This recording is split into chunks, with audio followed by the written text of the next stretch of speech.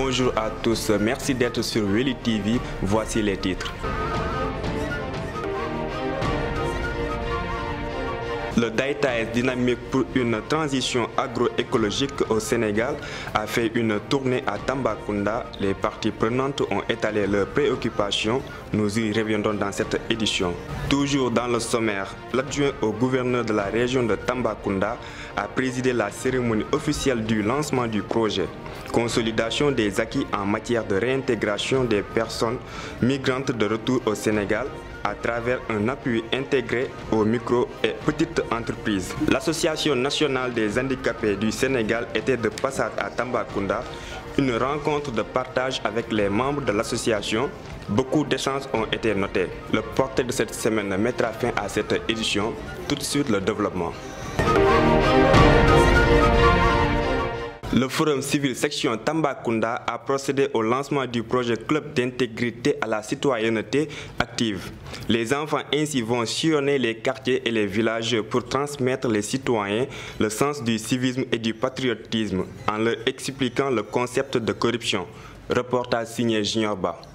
Le Forum civil section Tambacounda a démarré le projet d'intégrité à la citoyenneté active du collège Gouye. Les élèves sont attendus sur le terrain pour sensibiliser les citoyens sur la corruption. On est là aujourd'hui avec le club d'intégrité à la citoyenneté active de Gouye pour mener une activité sur la citoyenneté. Donc ils vont faire une activité de masse, ils vont sortir dans le quartier et il y a un village à côté aussi et ils vont aller sensibiliser par rapport à la citoyenneté. Donc les élèves sont là, ils sont prêts pour aller sensibiliser. Ils ont déjà fait la formation sur la citoyenneté, ils ont fait une formation sur la corruption. Et donc ça va leur permettre donc d'expliquer aux gens c'est quoi la citoyenneté, c'est quoi la corruption, ce qu'il faut faire et comment il faut vivre. Donc je suis très fière d'être là avec ce club car c'est des enfants vraiment qui sont très dégourdis. Et je pense qu'aujourd'hui, il faudrait que le Forum civil a opté pour travailler avec les élèves. C'est parce que aussi on sait que les élèves sont l'avenir. Donc c'est les gosses que nous avons et qui vont être donc les responsables de ce pays. Et maintenant, il faut donc les former par rapport à la citoyenneté. C'est quoi être un bon citoyen pour qu'ils puissent lutter contre les fautes, lutter contre la corruption qui gangrène nos sociétés. Parce que le Sénégal jusque-là est en dessous du seuil de performance de la corruption. Donc quand on voit que depuis 2012, on était à 42 points, ils sont montés 43 points du moins, c'est maintenant, après les années qui ont suivi jusqu'en 2020, le Sénégal était à 45 points, mais ça ne suffit pas. Et même en 2021, ils ont chuté encore, on est à 43 points sur 100, alors que la norme c'est 50. Alors donc ce qu'il faut, c'est que vraiment qu'on puisse lutter contre la corruption, lutter contre les fraudes, qu'on forme de bons citoyens pour vraiment arriver à bien gérer notre nation. Le phénomène de la corruption doit être combattu car le Sénégal occupe une position non favorable. Il se trouve que la corruption gangrène la société et ça ne permet pas que les gens puissent, que l'État puisse refaire les écoles comme il se devait, faire des hôpitaux vraiment comme ça devait être. Et voilà, on est là aujourd'hui donc pour former les enfants, pour lutter contre tout ça, parce que les gens cotisent et l'État, il y a une redevabilité. Et il faudrait que vraiment que tout ce qui doit aller à la population revienne à la population. Lutter pour que des gens ne s'approprient pas ça et que ça fasse donc un blocage. Les élèves à leur tour se disent prêts à relever les défis. Ils l'ont fait savoir par le biais de leur présidente. Bon, pour cette journée, aujourd'hui, on a décidé de faire une activité de sensibilisation pour sensibiliser les populations sur la corruption et la citoyenneté. Cette journée va porter sur beaucoup de choses car on aura à définir la citoyenneté et de leur dire ce que signifie la citoyenneté et leur devoir envers la nation. À travers ce projet, le Forum civil entend former les élèves pour avoir de futurs citoyens imbus de valeurs de patriotisme et de socialisation. Le DAITAES dynamique pour une transition agroécologique au Sénégal, dans sa tournée nationale, était de passage à Tambacounda avec toutes les parties prenantes. Les paysans, les éleveurs entre autres, ont étalé leurs préoccupations dans le but d'accompagner les productions agroécologiques. Je vous propose ce reportage d'Awassar. La dynamique pour une transition agroécologique au Sénégal, Daï Taïs était de passage à Tambacounda, dans le sillage de sa tournée dans les régions. Le Daï Taïs a profité de l'occasion pour rencontrer toutes les parties prenantes. Vous savez, aujourd'hui, l'humanité est confrontée à un certain nombre de défis, qui sont des défis autant démographiques, des défis liés au changement climatique, donc des défis environnementaux, mais également des défis au plan socio-économique. Et nous pensons aujourd'hui que face à tous ces défis, l'agroécologie est une réponse pertinente, donc en termes d'accompagnement à des processus plus durables, surtout en termes de production, de consommation durable, mais également en termes d'appui à des initiatives, en tout cas locales, qui peuvent permettre de résoudre, en tout cas, toutes ces contraintes-là. Malheureusement, on n'avait pas senti, en tout cas, l'écho au niveau des autorités, surtout en termes d'accompagnement politique. Mais nous, au Sénégal, on a la chance d'avoir, en tout cas, un gouvernement qui met en avant ces aspects dans sa politique à travers la transition agroécologique. Et nous nous sommes dit qu'en tant qu'acteurs de la société civile, en tant qu'acteurs de la recherche, en tant qu'acteurs travaillant depuis des années sur cette question-là, c'est notre rôle et notre responsabilité d'accompagner cette politique du gouvernement. Les acteurs concernés, dans le cadre d'accompagner les productions agricoles écologiques, ont étalé une panoplie de préoccupations. Ils saluent l'importance d'une telle rencontre. L'importance de cette dynamique de la transition agroécologique qui regroupe quand même énormément d'organisations, d'ONG, d'associations et d'organisations paysannes, quand même est une dynamique à saluer et qui vient à son heure. Nous savons que chaque organisation dans son coin est en train de faire des choses importantes et intéressantes. Mais avoir autant d'organisations regroupées qui ont une seule vision, un seul objectif, quand même c'est une chose à saluer et nous encourageons vivement cette initiative. C'est la raison pour laquelle nous participons activement à ce type d'activité-là que nous soutenons et que nous encourageons particulièrement. Cette tournée riche en conséquences a permis aux acteurs de se manifester par rapport aux besoins notoires du secteur. Les retrouvailles sont d'une importance capitale. À l'hôtel relais de Tambacounda, l'adjoint au gouverneur de la région de Tambacounda, M. Amadou Salomon Fall, a présidé la cérémonie officielle du lancement du projet Consolidation des acquis en matière de réintégration des personnes migrantes de retour au Sénégal à travers un appui intégré aux micro et petites entreprises. Dalanda Diallo nous fait le compte rendu. L'ambassade de la République tchèque, en collaboration avec mission de l'OIM, a déroulé le premier projet à Tambacounda. Lequel projet est d'une importance capitale car il vise à développer, à stabiliser et à retenir les migrants de retour pour leur permettre de réussir chez eux. Pour nous, c'est l'un des plus grands projets ici au Sénégal, l'un des plus importants projets au Sénégal. En fait, c'est le premier projet à Tambacounda. Et nous sommes très heureux de coopérer avec OIM.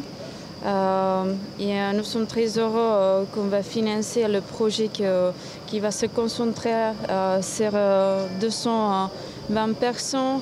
On va leur donner la formation, on va leur donner des équipements et le but c'est de donner le développement dans la région et aussi la stabilité et la prospérité.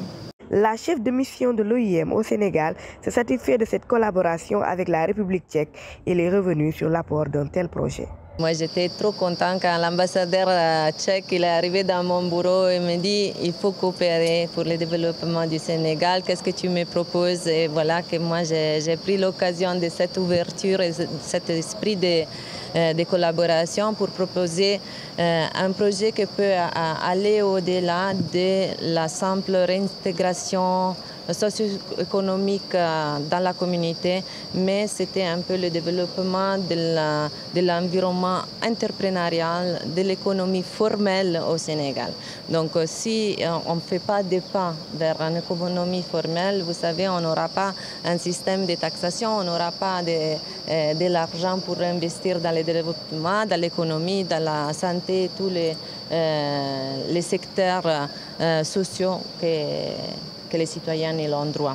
Donc voilà que j'étais très contente que l'ambassadeur tchèque il a pris avec enthousiasme cette proposition. On a beaucoup travaillé avec les collègues d'Andrea pour la finalisation d'un projet conjoint où on a bien sûr aussi visé la diaspora parce que tout le monde sait que la diaspora sénégalaise il est très fort, il a acquis des compétences qui peuvent mettre au service du Sénégal. Il y a des liens entrepreneuriaux, économiques avec l'Europe qui peuvent être mis à l'usufruit des jeunes au Sénégal. Le gouverneur adjoint chargé du développement se dit prêt à accompagner les acteurs sur le plan administratif car c'est une initiative positive à saluer.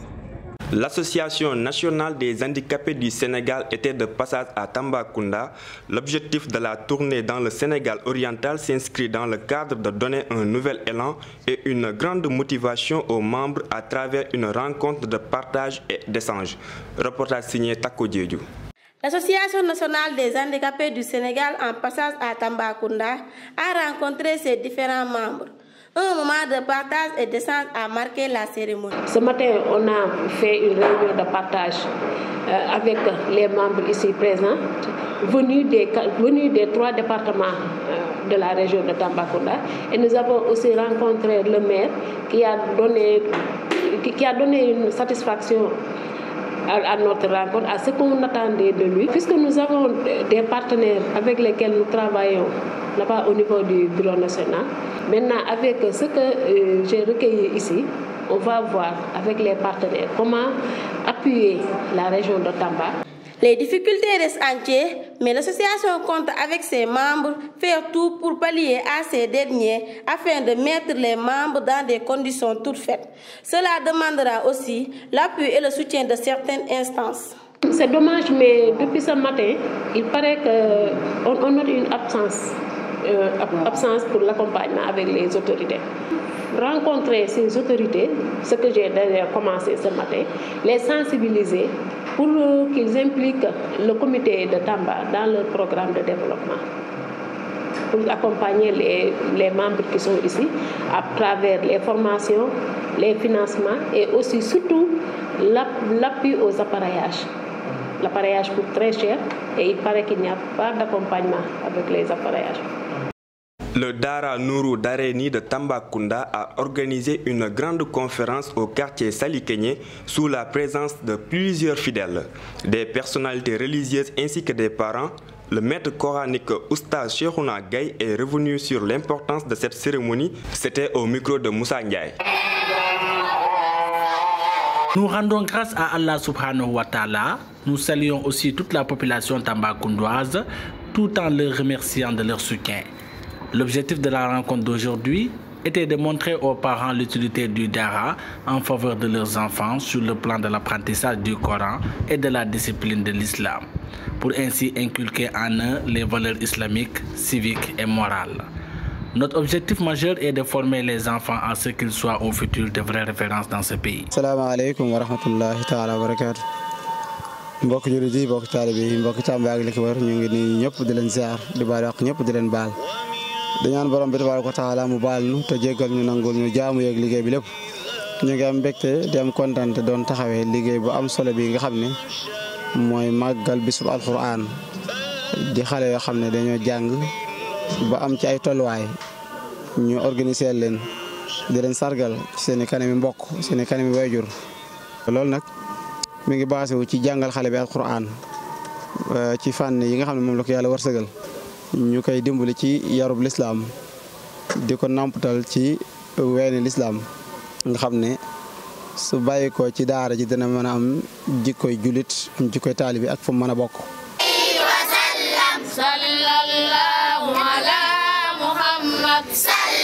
Merci à Moussa Ndiaye. Mesdames et messieurs, tout de suite, place à l'actualité internationale. Vous serez servi par Awassar.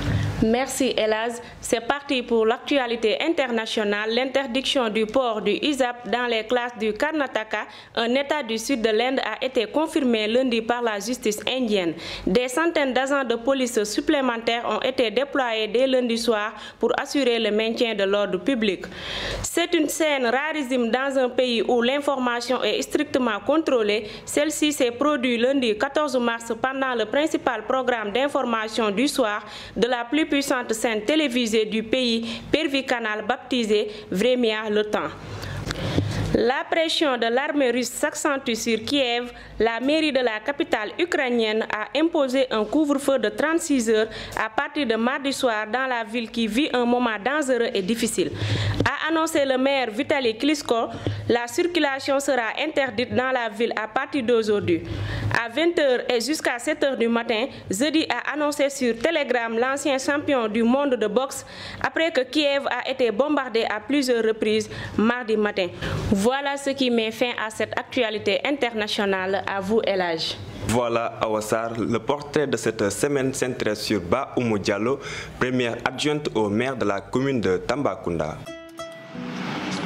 Fille de Tambacounda, Ba Oumou Diallo est née au quartier Salikené. Elle fait ses humanités à Bounama Diallo, l'école qui porte le nom de son père. Ancien cheminot et chef de garage à Tambacounda, ensuite elle ira au collège TSA appelé l'époque CMG après l'obtention de l'entrée en 6e. Puis, elle poursuit ses études à Dakar, au Saint-Michel pendant 2 ans.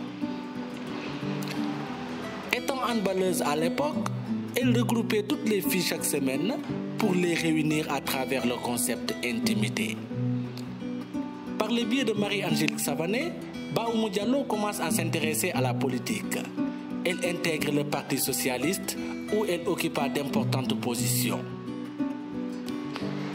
Enseignante de profession, elle a eu à former beaucoup de personnalités dans ce pays. Ba Oumou Diallo voulait travailler dans les banques avec la formation en gestion qu'elle a reçue. Toutefois, elle trouve en l'éducation un métier très noble et intéressant. Actrice de développement, Ba Oumou Diallo est aujourd'hui première adjointe au maire de la commune de Tamba. C'est la fin de cette édition. Merci infiniment de l'avoir suivi. L'édition continue à la semaine prochaine.